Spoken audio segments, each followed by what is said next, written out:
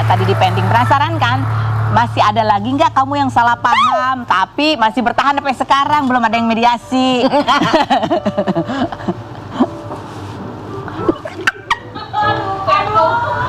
Aku mediasi deh. Gara-gara gini ya, dia bercanda ya. Dia bercanda tuh nggak mikirin loh. Mikirin siapa? Harusnya kalau bercanda kan misalnya dia mau ngomong apa gitu ya. Janjian dulu gitu. Terus ini mau bawa keluarga. Belum kelar ini. Sampai sekarang udah. Yang tersinggung kamu kan? Aku langsung ngubungin orangnya langsung. Gitu. Jangan bercanda kayak gitulah. Kalau mau lucu nggak harus kayak gitulah. Gitu. Iya maaf ya gitu. Ih nggak nyangka ya. Iya. Terus tau kan itu. Tahu nggak sih dia bisikin apa, tau nggak? Bocorin ya. Dia nggak ngomong apa-apa. Tapi nggak serius. Ada tapi ya emang. maksudnya kalau cuma sekedar kayak tadi gitu misalnya. Kayak salah paham. Sampai salah paham, aku ngerasa kayak aduh aku bercanda gitu. Aku biasanya langsung ngomong. Biar tahu lah. Iya, jangan kayak gitu ya, nanti bercanda gini gitu. Ya karena kadang-kadang titik sensitif orang beda-beda ya. Bener. Kalau aku tuh tipe yang misalnya gini, kalau bercanda oke bercanda, tapi misalnya jangan bawa keluarga, jangan bawa apa. Karena tuh orang tuh masih suka kayak percaya aja gitu sama berita yang ya gitu lah. Gitu Kak Ros. Oke, baik-baik. Kalau ada orang yang salah paham sama kamu, ada nggak yang kesel masih sama kamu? Kesel sama aku? Tahu ada kali. Kok ada yang ketawa di belakang ya? Lo gak suka ya sama gue ya? Oke, nah kalau yang berikutnya, kita berikutnya ada Indra Bruggman dan oh ini mah disukain semua cewek-cewek. Iya. Nah kalau dia ini, aduh dia orangnya baik banget ya. Misalnya dia pernah punya masalah sama ini, tapi udah dia baik aja gitu. Baik. Sampai sekarang dia baik. Dia mah baik, tapi diam-diam nyantet. Kita lihat profil Indra Bruggman berikut ini.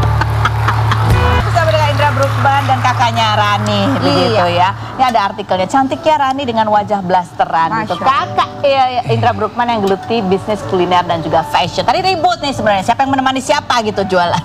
Dia menemani saya. Dia sebenarnya saya angkat sebagai host tambahan karena kita kekurangan host.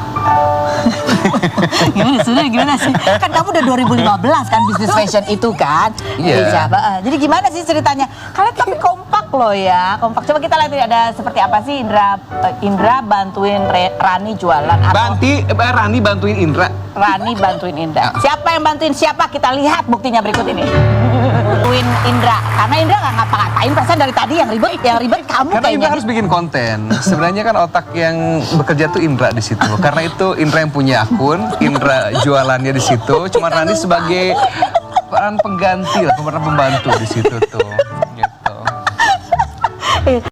Tapi Masya Allah ya, kalian itu termasuk yang sukses juga itu berjualan di media online ya? Iya, karena modal nekat aja gitu. Modal nekat? Nekat dan butuh. Memang pada saat itu emang lagi butuh duit banget. Tapi kalau kata boleh nanya, kan kalian punya usahanya kafe ada tuh ya kan? Kafe juga dibangun pada saat pandemi tuh. Terus habis gitu nih juga nih fashion ya kan, sekarang melalui platform online. Terus ada lagi karir-karir yang lain sebagai artis. Mana yang gede buat kamu? Yang sekarang. Sekarang serius? Iya yang sekarang. Karena kalau sekarang itu kita punya kontrol, kita mau dapat duit berapa banyak kan. Kalau dulu kan kita harus nunggu callingan dulu nih, ya kan, bikin gimmick apa segala macam. Kalau sekarang kan biar dapat callingan gitu. Nah kalau sekarang mah lu nggak usah bikin apa-apa, lu cuman bangun tidur, lu sediain kamera depan lu jualan. Sementara gitu. dia yang harus cari bahan, penjahit, bareng. Kamu juga ikut? Jadi kakak punya brand sendiri, saya juga punya brand. Dulu kita merger, cuman terjadi konflik internal. Akhirnya kita memutuskan untuk, kayaknya kita nggak perlu untuk kerjasama lagi. Besarin brand masing-masing, akhirnya saya bikin brand lagi baru. Oh, tapi kalau pas jualan barengan?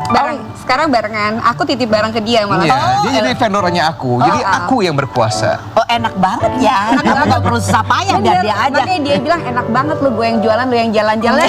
Jadi gue yang setrikain baju, kalau dapat baju dari dia tuh, terus gue fotoin, terus gue yang hostin, gue yang jualin gitu. Dia cuma supply barang aja sekarang. Oh, aku juga mau titip barang ke kamu. Iya. Boleh ya? Barangnya harus bagus ya. Ya pastilah. Bagus ya. Cerewet ya enggak? Jadi kamu juga, tapi kalau kamu busana muslim juga. Busana muslim perempuan. Ih, iya kan? curang ya, kan itu pasarnya gede sih ya. Iya, tapi ya kalau saya bisa jual baju perempuan dengan baik, baju laki-laki apalagi. Cuma sekarang lagi kita produksi baju laki-laki seperti yang aku pakai sekarang. Cucok. Masuk. Tapi ini ya, di kekompakan mereka ya, Masya Allah. Kita lihat nih, captionnya postingan Indra Bruggman untuk Rani, bunyinya adalah ya.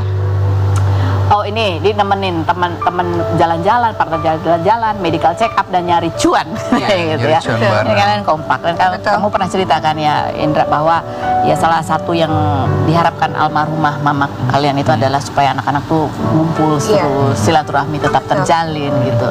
Jadi ini sebenarnya dari dulu memang begini atau ya ini semakin rekat setelah almarhumah meninggal? Dari dulu. Dari kecil memang kita dibiasain harus bareng-bareng terus. Jadi papa itu memang mengharuskan kita kalau misalnya mama sama papa pergi silaturahim ke rumah keluarga itu semua anaknya harus ikut. Meskipun pada saat kecil kita harus naik angkot ya, yang sampai si kernetnya itu harus dipangku sama kita. Gimana? Saking Padatnya. penuhnya penumpang gitu. Kita bilang papa nggak mau ikut dong. Harus kata papa silaturahim tuh harus. Jadi semua adik-beradik itu memang dari kecil dibiasakan untuk bareng. Jadi sampai saat ini alhamdulillah begitu mereka udah nggak ada ya makin deket aja. Makin gitu. dekat. Mereka pun punya kehidupan masing-masing, punya suami, punya keluarga gitu ya. Kalau bisa jujur dari dalam lubuk hati yang paling dalam, kita pengennya bareng-bareng gitu loh. Nggak Ini juga kepisah-pisah rumahnya juga dekat, cuma beberapa rumah dari rumah yang kami biasa tempatin. Terus adik juga masih tinggal di situ. Adik yang paling kecil terpaksa harus pindah ke Garut karena memang dia suaminya PNS di Garut. Iya, tugas. Kalau bisa milih sih pengennya ngeriung terus. Iya. Oke, ini juga kita mau nanya tadi teman ngecek ke rumah sakit juga nih. Iya. Ini tahun 2022 ya. Indra Bruggman akhirnya terbuka gitu karena dia ternyata mengalami yang namanya hipertiroid yang menyebabkan efeknya macam-macam. Jadi selain makin kurus gitu, ada perasaan jadi ketakutan, nervous, Betul. lebih Iya, takut iya, gitu ya, iya. gemeter. Dan itu pun saling tumpuk-tumpuk karena ini kenapa bingung jadi semakin gitu ya. Kita lihat cuplikan wawancaranya tahun 2022. Bukan. Itu kemarin sama Jesslyn juga ya. Dua-duanya Jesslyn, juga ya. mengalami masalah yang sama gitu. Itu karena masalah hormonal gitu ya. Dan kadang-kadang orang jadi curiga gini, padahal itu sebenarnya sakit dan itu sudah ke dokter. Sudah ke dokter dan sampai sekarang kondisinya udah mulai stabil lagi, badan juga udah mulai berisi. Cuman di bagian mata memang agak sedikit celong gitu. Oh, Jadi pakai makanya saya pakai kacamata kalau kemana-mana. Aku Bukan makasih, aku karena bisa saya mau ngaca. gaya-gaya gitu. Tapi karena memang mata saya kalau saya boleh buka dia jadi kayak Tetap ganteng lah sini. kan. Kalau itu udah pasti. Oh iya. tapi Gitu, tapi gitu. masih mood yang sensitif itu masih kah? Sekarang udah enggak karena saya rajin agak untuk mendingan. minum obat setiap hari juga masih obat. Terus juga makanan juga saya tuh gluten free sekarang. Kemarin kan ketemu sama Jesslyn di sini kan, dikasih tahu dokternya ada di sebuah rumah sakit Jadi di sini, gizinya, Jakarta Selatan. nutrisinya juga diatur? Iya, terapi hormon juga. Terus alhamdulillah sekarang udah naik berat badannya udah balik lagi ke stabil. Bahkan lagi lebih bulking lagi, lebih gede lagi Oh, karena saya berotot. Oh iya, saya ada masih nukang ya kan, renovasi. udah nggak sempet karena Dedi kan sibuk sekarang. Astaga, Dede lah panggilannya sekarang dia, saingannya sama Lesti ya, Dede Lesti.